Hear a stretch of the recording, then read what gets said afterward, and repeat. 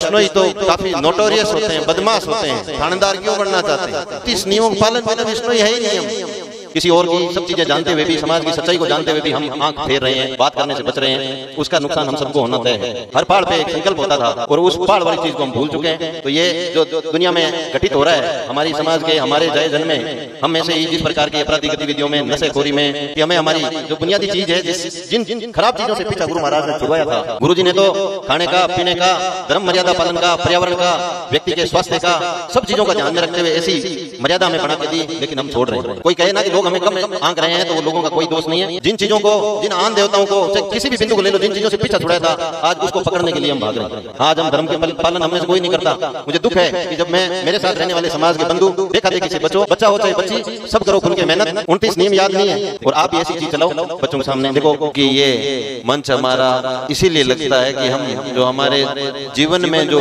घटित हो रहा है उसको और कैसे बेहतर करें। तो जो बात सब लोग बताएं आप लोगों को, ये केवल बच्चों के लिए नहीं, हम सबके लिए है, भले ही हम श्रोता हैं या वक्ता हैं, ऐसा मेरा मानना है। और मैं तो इसी संकल्प के साथ हर दिन जहाँ भी यात्रा के लिए निकलते हैं तो यही सोच के निकलते हैं कि इस यात्रा का, इस काम में जाने का ये फल इन लोगों से मिलेंगे। इस प्रकार की कोई नकारात्मक ऊर्जा है उसका अंत करेंगे, कोई नई चीज सीख के आएंगे, कोई नया भाव भर के आएंगे। तो ऐसे आयोजनों से यही सीखने का है, यही संकल्प लेने का है। कथा के आयोजन का भी मूल मकसद यही है कि हम जो वर्तमान में हमारा जीवन चल रहा है उसको और कैसे बेहतर बनाएं, उसमें कौन सी अच्छी चीजें और जोड़े।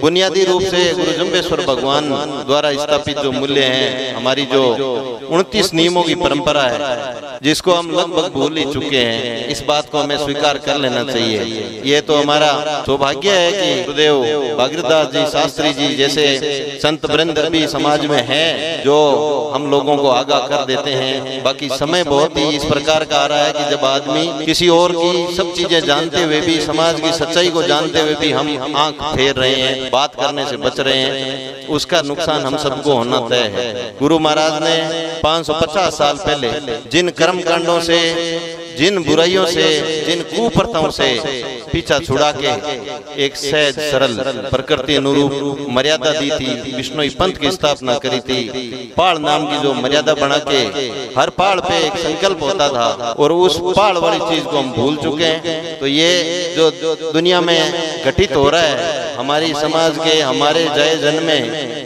हम में से ही जिस प्रकार की अपराधी गतिविधियों में, नशेखोरी में, ये सब, इसके लिए हम ही दोषी है, कोई और दोषी नहीं। उसका कारण ये है कि जहाँ भी कोई सार्थक चीज, सार्थक बात, सहयोग की बात है, वहाँ हम किसी और आदमी को आगे देख के उसको व्यक्तिगत लेते हैं, जबकि उस उद्देश्य को भूल जाते हैं। तो हमारा प्रयास तो हमेशा यही है कि हमें हमारी जो बुनियादी चीज है, जिन खराब चीजों से पीछा गुरु महाराज ने छुड़वाया था, ऐसी सनातन परंपरा में जो कुप्रथाएं, रूढ़ियां और जो इस प्रकार के चीजें थी जिनसे जीवन में बिना जरूरत को आदमी को अपना पूरा जीवन लगाना पड़ता है, उन सब से पीछा छुड़वाया। लेकिन हम आज हमारी मूल इन बुनियादी चीजों को छोड़ के बिना जरूरत की चीजों में उलझे हुए। गुरु जी ने तो खाने का, पीने का, धर्म मर्यादा पालन का, पर्यावरण का, व्यक्ति के स्वास्थ्य का, सब चीजों का ध्यान में रखते हुए ऐसी मर्यादा हमें बना के दी, लेकिन हम छोड़ रहे हैं। गुरु महाराज ने तो वाद विवाद नहीं करना, ये 29 नियमों में नियम रखा। लेकिन बिश्नोइयों की खासियत यह है कि जहाँ वाद विवाद है तो इसका मतलब बिश्नोई पक्का है। तो ये हमारी जो आज बाकी जगह जो नकारात्मक छवि, या कोई कहे ना कि लोग हमें कम आंक रहे हैं, तो वो लोगों का कोई दोष नहीं है, उसके लिए हम ही जिम्मेदार। तो ये व्यक्तिगत जिम्मेदारी है हम सबकी कि हम उस मर्यादा से भटक के कहाँ जाएंगे। जिन चीजों को, जिन आन देवताओं को, चाहे किसी भी बिंदु को ले लो, जिन चीजों से पीछा छुड़ाया था, आज उसको पकड़ने के लिए हम भाग रहे हैं। कथा सत्संग अभी तो देखने को मिल रही है। मुझे तो मतलब ये कहते हुए ज्यादा अफसोस के साथ कहते हुए ज्यादा अचंभा नहीं हो रहा कि देखते ही देखते ये भी गायब हो जाएगी।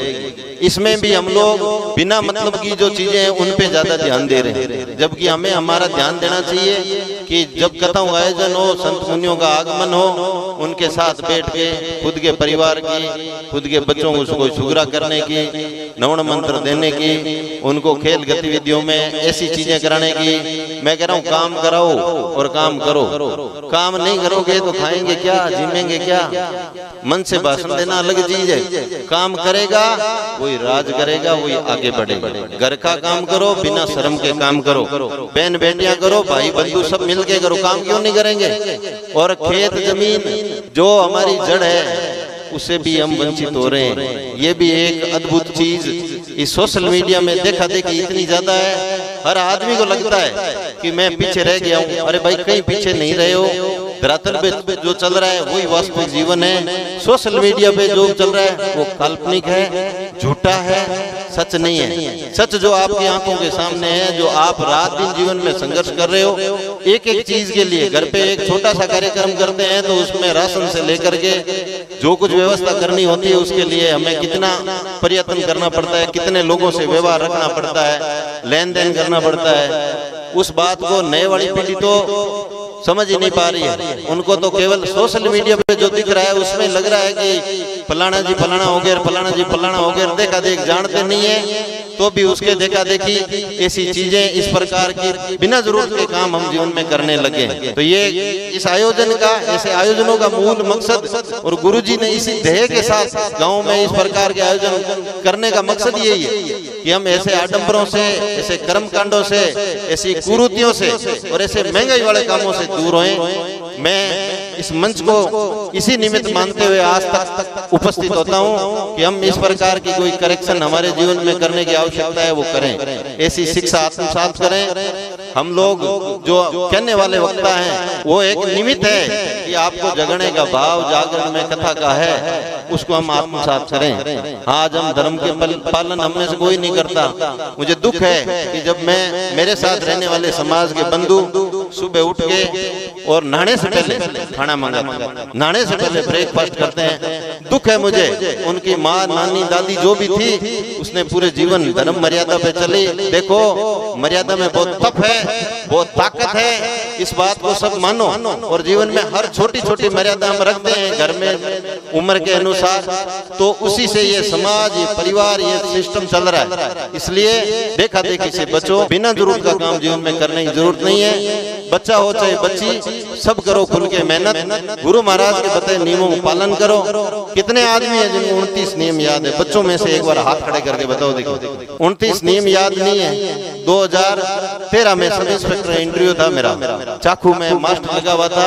आरपीएससी मेंबर ने 2-3 शब्दों में पूछा तो मैंने उनको कोई पर्यावरण संरक्षण के बारे में नाम आया तो मैंने कूद के अमृता देवी का और जाम्बो जी के नाम बताया, तो उनको पता चल गया कि ये जरूर विष्णु से संबंधित है। तो उन्होंने ये तो नहीं पूछा कि आप विष्णु हो क्या, लेकिन उन्होंने पूछा कि उनकी बुनियादी शिक्षा क्या थी, जाम्बो जी ने क्या कहा था, ये संत क्यों आए, और बहुत सारे। तो मैंने फिर मेरे से पूछा कि आखिरकार उनको लग ही गया कि विष्णु है। तो अच्छा, विष्णु ही तो काफी नोटोरियस होते हैं, बदमाश होते हैं, थानेदार क्यों बनना चाहते हैं? अप्रत्यक्ष रूप से उन्होंने पूछा तो मैंने कहा नहीं, नोटोरियस तो नहीं होते, लेकिन क्योंकि इनके जीवन में कर्मकांड नहीं है, बिना जरूरत की चीजें जीवन भर करते नहीं है, तो थोड़े मुखर जरूर होते। तो उन्होंने फिर पूछा कि अच्छा धर्म को मानते हैं? हमने कहा हाँ मानते हैं। कौन है आपके इष्ट देव? तो मैंने फिर बताया, मैं कहा गुरु जम्बेश्वर भगवान हमारे मुख्य इष्ट देव है, ये विष्णु का अवतार है।